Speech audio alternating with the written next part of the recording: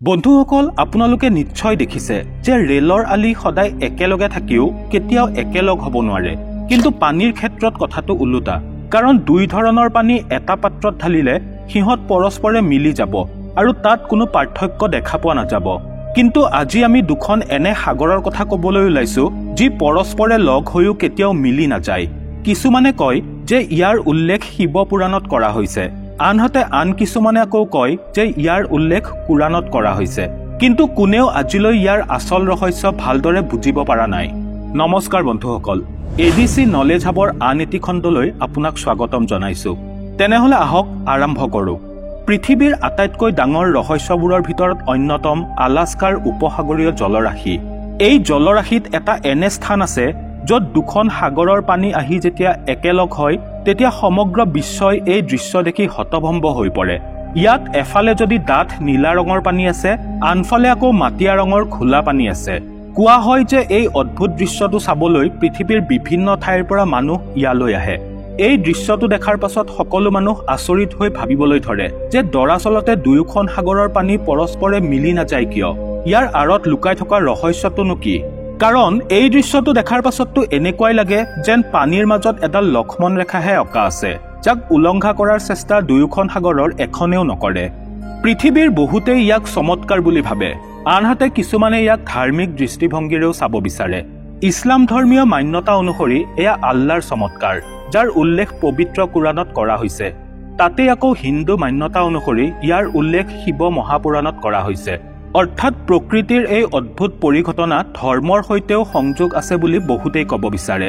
বন্ধুসকল আমি সকলোৱে জানো যে পৃথিৱীৰ প্ৰায় 30% ভূমি আৰু 70% পানীয়ে আৱৰি আছে কিন্তু প্ৰকৃতিৰ লীলা চাওকচোন পৃথিৱীত দুখন মহাসাগৰ পৰস্পৰে লগ হয় যদিও দুয়োখনৰে পানী বেলেগ বেলেগ বুলি স্পষ্টকৈ দেখা পোৱা যায়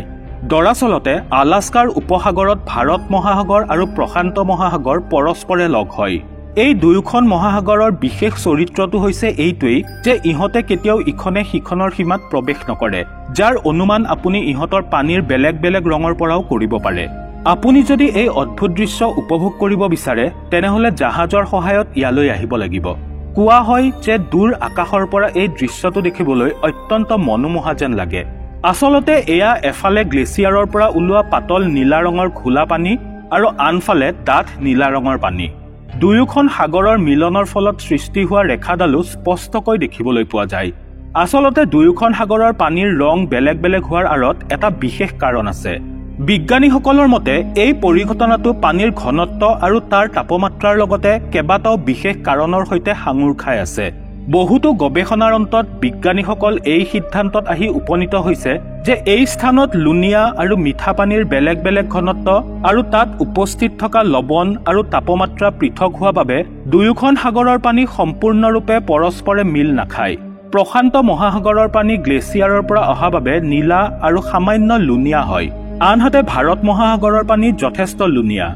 এই দুয়োখন মহাসাগৰৰ পানীৰ ঘনত্ব সাগৰৰ উপৰিভাগত পৃথক হোৱা বাবে মিল খাব নোৱাৰে আৰু এই দুয়োখন সাগৰৰ পানী যেতিয়া পৰস্পৰে লগ হয় তেতিয়া তাত কিছু ফেনৰ সৃষ্টি হয় এই ফেনবোৰ পানীৰ উপৰিভাগত এডাল সীমাৰেখাৰ দৰে দেখিবলৈ পোৱা যায়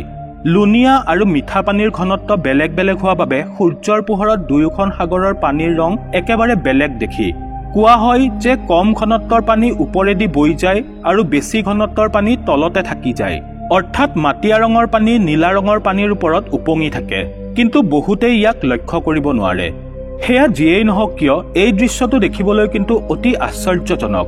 তেনেহলে বন্ধুসকল আজিলৈ ইমানেই আশা কৰিছো আজিৰ এই ভিডিঅ'টো চাই আপোনালোকে নজনা কথা এটা জানিব পাৰিলে ভিডিঅ'টো চাই ভাল পালে লাইক আৰু শ্বেয়াৰ কৰিব বুলি আশা কৰিলো আৰু লগতে চেনেলটো সাবস্ক্ৰাইব কৰি কাষতে থকা বেল আইকনটো প্ৰেছ কৰিবলৈ নাপাহৰিব পুনৰ লগ পাম মোৰ আন এটি নতুন ভিডিঅ'ত তেতিয়ালৈ আহিছো ধন্যবাদ